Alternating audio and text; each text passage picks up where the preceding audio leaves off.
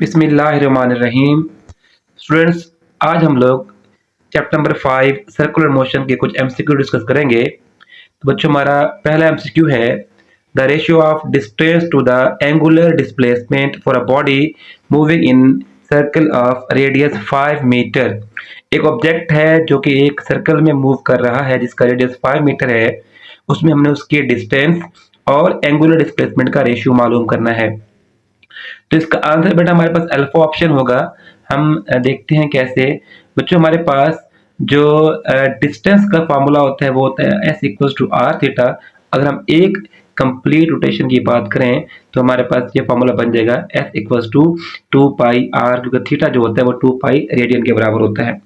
अब अगर हम बात करें एंगुलर डिस्प्लेसमेंट की, तो एक रोटेशन के लिए एंगल जो होता है वो 2 पाई रेडियन होता है। तो हमारे पास एंगुलर डिस्प्लेसमेंट भी आ चुका है और हमारे पास डिस्टेंस भी आ चुका है। अब हम इन दोनों की रेशियो लेते हैं, दोनों को डिवाइड करते हैं एस बाय थीटा। एस की वैल्यू 2 पाई आर और थीटा की 2 पाई।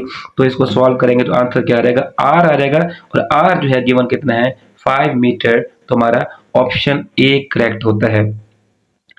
क्वेश्चन नंबर 2 देखें। A ball tied to the end of a string is swung into a vertical loop, then the tension at the highest point will be।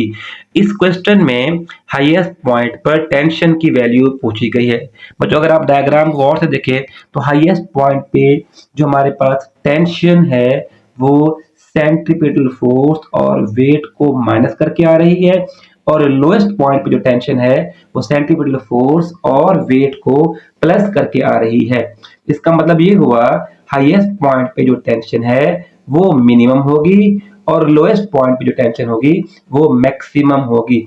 अच्छा बच्चों, ये tension minimum होगी, इस case में इसको जीरो नहीं कह सकते। जीरो इसको तब कहते अगर ये जो वेट है वो सेंट्रीपिटल फोर्स के बराबर हो जाए, तब ये जो है वो जीरो हो सकती है। लेकिन इस केस में हमें ऐसा कोई इंफॉर्मेशन नहीं दी गई, तो इसलिए हमारे पास टेंशन क्या हो जाएगी, मिनिमम हो जाएगी।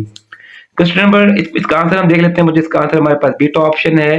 अब नेक्स्ट क्वेश्चन देखते हैं, question number 3। Two circular discs have masses in the ratio of 1:2 and diameters in 2:1. The ratio of their moment of inertia is, दो masses हैं, उनके दो डिस्क हैं, उनके मैस की रेशियो दी गई है, उनके डायमीटर की रेशियो दी गई है, मोमेंट ऑफ इनर्शिया की रेशियो पूछी गई है। तो बच्चों, इसका आंसर हम देख लेते हैं। तो आंसर हमारे पास बीटा ऑप्शन आएगा। कैसे आएगा एक्सप्लेन करते हैं इसको। हमारे पास गिवन क्या है, दोनों की मैस की रेशियो तो m1 by m2 1/2 दिया हुआ है, और d1 by d2 कितना दिया हुआ है, 2/1 दिया हुआ है। अगर डायमीटर की रेशियो 2/1 है तो रेडियाई की रेशियो भी 2/1 ही होगी। अब उसके बाद हम लोग इनके मोमेंट ऑफ इनर्शिया की रेशियो ले लेते हैं, I1 by I2। Moment of inertia का formula 1/2 m1r1 square first disc के लिए, सेकंड के लिए 1/2 m2r2 स्क्वायर। 1/2 से 1/2 कैंसिल। m1 by m2 की वैल्यू कितनी दी हुई है, 1:2 या 1/2 क्रॉस R1 by R2 की रेशियो दी हुई है हमारे पास कितनी, 2/1, क्योंकि फार्मूला में स्क्वायर आ गया, जो 2/1 थी वो 4/1 हो जाएगा। तो जब हम सॉल्व करेंगे तो हमारे पास आंसर आ जाएगा कितना, 2/1 या 2:1 हमारे पास I1 और I2 की रेशियो। तो हमारा ऑप्शन बीटा करेक्ट होता है। क्वेश्चन नंबर 4 देखिए बच्चों। Angular momentum and rotational kinetic energy can be related as. तो एंगुलर मोमेंटम और रोटेशनल काइनेटिक एनर्जी का रिलेशन पूछा गया है। इसका आंसर बच्चों हमारे पास अल्फा ऑप्शन आता है। कैसे आता है हम देख लेते हैं कि हमारे पास रोटेशनल काइनेटिक एनर्जी का फार्मूला 1/2 I ओमेगा स्क्वायर होता है, जबकि जो हमारे पास मोमेंटम का formula L equals to I omega, यहाँ से ओमेगा अगर निकालें तो L बाय I आ जाएगा।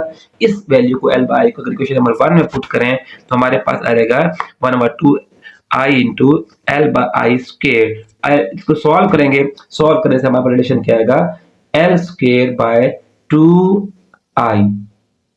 तो हमारे पास इसका मतलब ये है कौन सा ऑप्शन ठीक होगा, अल्फा ऑप्शन करेक्ट हो जाएगा। Question number 5। The ratio of angular velocity of the hour hand and minute hand of a watch is. Hour hand की एंगुलर वेलोसिटी और मिनट हैंड की क्लॉक के उनकी एंगुलर वेलोसिटी की रेशियो पूछी गई है। तो हम लोग पहले आवर हैंड की एंगुलर वेलोसिटी फाइंड कर लेते हैं। तो हमारे पास ऑप्शन क्या करेक्ट होगा, डेल्टा होगा। इसको सॉल्व कर लेते हैं बच्चों।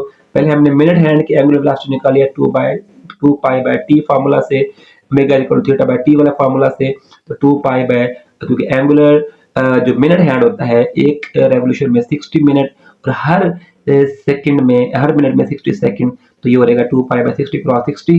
वो सॉल्व करेंगे तो हमारे पास पाई बाय 1818 पर सेकंड, ये आ गया ओमेगा मिनट हैंड का। अब ओमेगा आर हैंड के लिए फार्मूला वही 2 पाई बाय टी, लेकिन जो 2 pi by T R hand, एक आर हैंड जो होता है एक चक्कर में 12 आर मुकम्मल करता है 12, फिर हर आर में 60 मिनट और हर मिनट में 60 सेकंड, तो पाई बाय 21600 आ रहेगा बच्चों हमारे पास सॉल्व करके।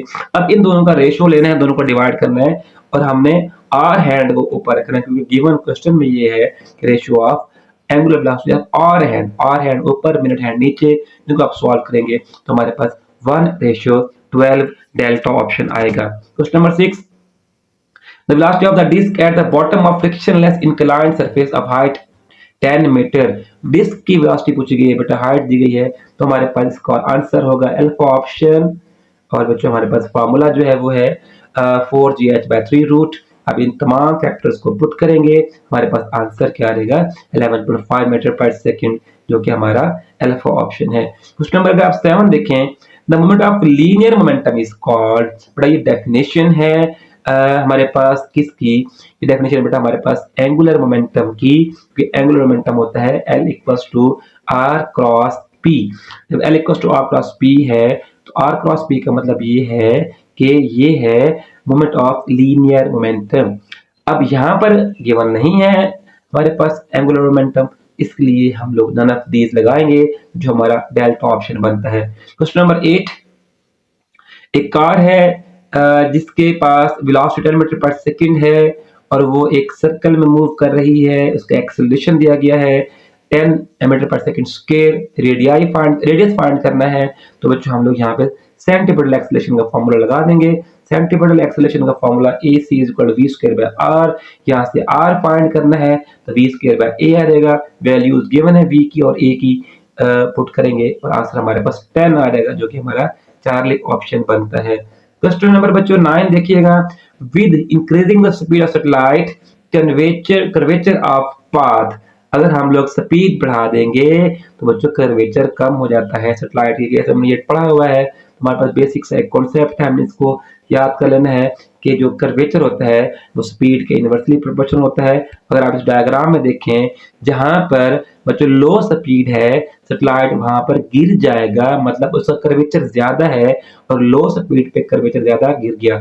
जब स्पीड हाई है कर्वेचर ज्यादा हो गया और ज्यादा दूर तक जाएगा और उसका जो है पाथ सर्कुलर होता जाएगा, तो कर्वेचर और स्पीड का इनवर्स रिलेशन हो गया। Question number 10, the ratio of angular frequency and linear frequency is, angular frequency और लीनियर फ्रीक्वेंसी का रेशियो लेना है। इसका आंसर जो होगा अल्फा ऑप्शन होगा। कैसे होगा सॉल्व कर लेते हैं।